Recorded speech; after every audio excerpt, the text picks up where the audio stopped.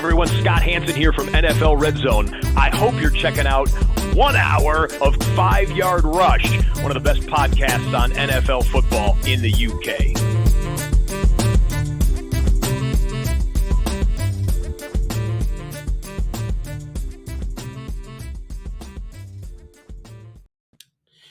Good morning, Rush Nation. Apologies for no waiver wire yesterday. I'm dropping it first thing this morning. I was traveling most of the day yesterday, so recording this away at the moment. So looking just to get this out to you, and then there'll be more content later on. Quick waiver wire update, usual format. Going to give you ownership stats and players at each position, and then also a couple of deep line stashes that you should be thinking about as well. So let's go with the quarterback situation. Not much has changed here from last week. Still think the waiver wire ad at the moment, if you're looking at quarterback, especially if you've got like a Will Levis type and you're still brave enough to start him, is Geno Smith. He's 35% owned. He is the putting up, top 12 fantasy points most weeks now. He is definitely the must-add at the position. If he is not available, you can look at Justin Fields. He is 20% owned. It looks like he's going to keep that job full-time. You're not going to bench a quarterback that is 3-0. He's not putting up huge stats, but he is someone that, you can sort of put on and start as a low-end sort of reasonable floor, but no ceiling play. Or if you want to chase the ceiling, Deshaun Watson's there, 27%. He's starting to grow a little bit in stature as the season goes along. I'd rather have Watson than Fields personally, but you have to think about your league and ownership. All of those, I would say, are all about 2% of fab bids. I wouldn't be spending lots of money on them. You can have my watch has just decided to tick up. A lot of you might chase like Andy Dalton with his ceiling. I just don't trust that Panthers offense going forward. Daniel Jones, after his reasonably good performance, is one to keep an eye on, but at this point, it's still not trusting that either. If you're in a super flex league and you're looking to try and get ahead of the game, Mason Rudolph is someone I'd be adding. I don't think Will Levis has got much time left as a starter after this 0-3 start, leading the league in interceptions, leading the league in pick sixes. He just is not got long left in this role. If they don't beat the Dolphins in week 4, they have a bye in week 5. So, you won't see him after the bye if they lose. So he is someone that I would be thinking probably not touching at this stage. So that's it for the quarterback position. It's pretty thin. As you would take. If we take the running back position, it is probably even thinner. But let's start with the number one ad. He's probably the number one ad across fantasy football this week. There's maybe one other that rivals that, and that is Bucky Irving. Bucky Irving is 34% owned. Once again, put in a really strong performance. He outran Rashad White yet again, and this is a really difficult one for me because I have a lot of shares of Rashad White, but Bucky Irving's special. He looks amazing. Todd Bowles came out yesterday and said that he expects him to get more touches going forward. Bucky Irving is second in the NFL in rushing yards before contact. He's behind only Lamar Jackson. So he leads all running backs in that statistic. And once again, he's got 2+ 30-yard runs this season. He's, like I said, 34% owned. I'm not saying you empty the tank for him, but he's a 10% fab bet. If you're desperate, you probably need to go a bit more than that.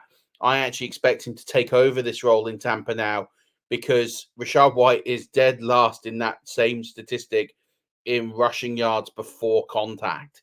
And that basically says one player finds the holes, the other one isn't. And I've been quite a defender of Rashad White. I didn't think there'd be a threat to his volume, but Bucky Irving, just through sheer talent, is going to win this job. And there is a monumental shift that is going to start happening. So get in now because there won't be much time to cash in on that. A lot of people be asking about Braylon Allen. I'm worried about his capped area. So, like, he's 32% owned. He is not in that situation. He is not going to usurp. He's not going to usurp Breece Hall. So he's a good handcuff with flexible ability. There's value in that, but not as much value. He's a 5 to 7% of fab. Cam Akers jumped to 41% owned. He didn't look particularly brilliant, but it looks like he's going to have that role for another week. I'm not sure Joe Mixon, at this point of recording, suits up in week 4. So he's got to be rostered again. He's worth that 5 to 7% of fab. A couple of deep names for you here. Cordero Patterson. He is just 1% owned. He is with what's going on now with Najee Harris and Jaylen Warren. There's a chance that Cordero Patterson starts, and he is no slouch. You know, he has a long history and a long career in the NFL. If he does well in that role, he could usurp one of those guys or both of those guys. So he is worth that 5 to 7% of fab ad as well. Keep an eye on Roschon Johnson. He is 1% owned. He came up with some really big plays down the stretch. DeAndre Swift doesn't look good. He doesn't look good. He does not. That offense doesn't look good. It's quite easy to criticize a lot of what's going on there from an offensive side, and rightfully so. But having said that, and I'm not talking about that play that's trending right now where he is handed the ball off and go backwards and there's a 12-yard loss. But he doesn't punch it in on the first 3 attempts. That's where I have the problem. Not that one. That's not on him. He gets the ball 5 yards. The offensive line protection has collapsed. That one is not on him. That's a problem with the offense, the offensive line, even Caleb. But that one not in particular on Swift. But Swift just isn't making many big plays. He's not had that many rushing attempts over 5 yards this season, and that is a deep concern. And Roschon Johnson is starting to look explosive. He always has had that explosive element, and I think he's going to be incorporated more in games. He had a couple of big plays down the stretch, so he's someone that I'd be picking up and targeting. I think you can get him under the radar, probably 3% of fab. He's someone I would be looking at. Alexander Mattison's another one. Alexander Mattison, 30% owned. Zamir White's not good. You know, we talked about this. Stocks in particular mentioned that Zamir White is not a bell cow. He talked about this preseason quite a bit, that he did not believe that this was an opportunity for Zamir White like most people did. And he was absolutely right. Zamir White is looking worse by the week. Alexander Mattison is looking better by the week. I'm not saying he's exclusively brilliant, but he looks like he's going to usurp to the top of the depth chart. If that hasn't already happened, it will happen very, very, very soon. So a few players there for the running back position to consider. But let's talk about the star of week 3, Juwan Jennings, 34% owned. I mean, everyone's going to go nuts on him. It's one of these. The best has gone. It's never going to happen again. Yes, he's going to be heavily targeted. I think when Debo comes back, things will change. When Ayuk is fully up to speed, he doesn't look fully up to speed right now. Things will change. I think there is a 2 to 3 week shelf life on Juwan Jennings at this sort of premium level where he can put up potential wide receiver 1 numbers. And with the bye weeks coming, there's some value in that. But I wouldn't empty the bank for him. You know, I would say if you're desperate, then go to 10%, 11% of fab. If you're not desperate, we'll go a bit lower, probably 5 to 8% of fab. If someone wants to drop 20% of fab on Juwan Jennings, then let them, because he is not going to be doing this second half of the season. And there will be players that will come along that will have a longer term impact than him. Players like, for example, Wan'Dale Robinson, who is 17% owned. He has a very, very safe PPR floor. This is only for PPR league ads. He's the only in a PPR league. He is going to catch the ball 5 to 9 times a game. At the yardage, he's going to be a very good flex play most weeks. So I'm very comfortable adding him in there. Romeo Doubs, 35% owned. He's someone that I think is going to start seeing more work. Jordan Love is not far from being back. People would have dropped Doubs, and they have done, hence why he's dropped back to 35% owned. Jordan Love is possibly likely to play this week. So I'd be adding him for 5 to 7% of fab, absolutely. I still can't believe Quentin Johnston is under 50% owned. He scores again this week. He's a player I talked about exclusively like last week. Everything is set up for him to do really well in this offense.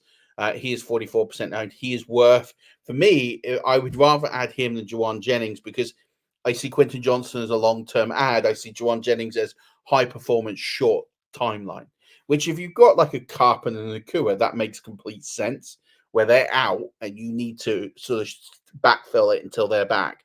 That makes complete sense. But if you're looking longer term, then Quentin Johnston is the ad that I would make. Jalen Naylor, 8% owned player I talked about in the preseason.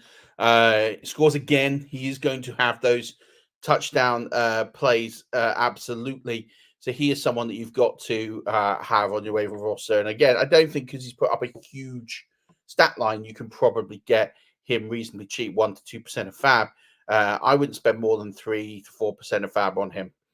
Jahan Dotson is now a must-add, 8% owned. No AJ Brown.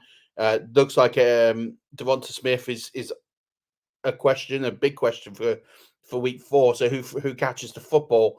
Jahan Dotson has got to be a consideration of add. I wouldn't add him for much, less than 5% of fab because he's got a very short shelf life. And if AJ Brown and Devonta Smith are back, there's no role for him. So he is a short ad.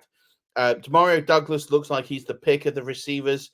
I don't really want to add him. I think, you're adding a play. I think when they go to Drake May, which will be soon, they'll start using the rookie wide receivers a little bit more. I think there's a short window for him, and I don't see there being a high volume ceiling for him, so I'm probably not getting too involved.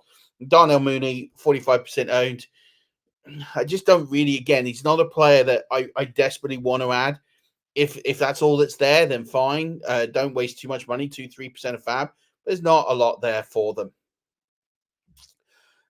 If we're looking at tight end ads, the 2 to 3 I'm adding this week, Zach Ertz for me is the premium ad, 21% owned.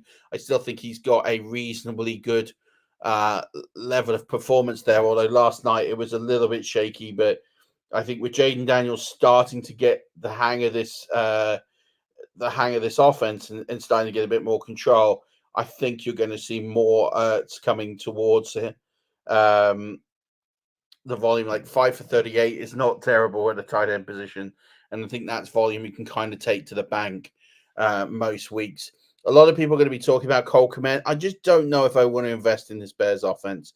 I think this Bears offense is biblically bad, and I know that he caught 10 passes, and that everyone's kind of chasing that volume, and he's 33% owned.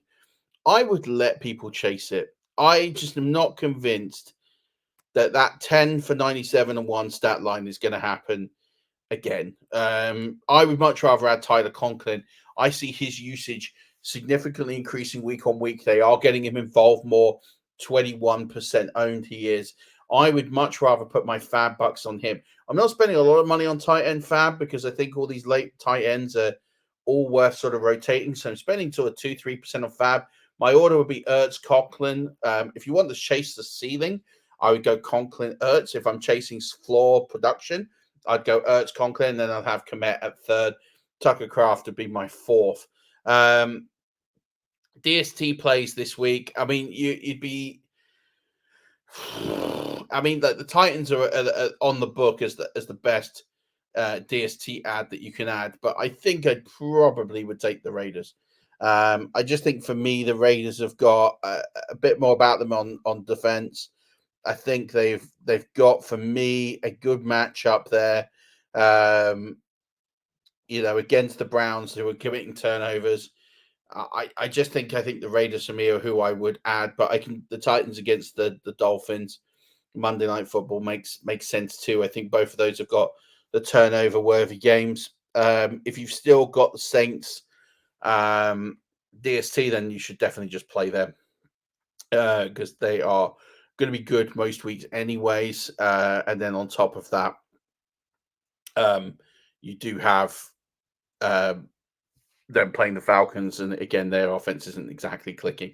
And then the Bengals as well. They have the Panthers, so it's always a matchup you can absolutely chase. And then, not that anyone really minds about kickers, but if you really want to kick Cairo Santos or Jason Myers, or even Blake Grupe, or Matt Prater, probably, or even Will Reichard, they're probably the 5 that you could pick up this week. I don't spend fab on kickers. I think it's a waste.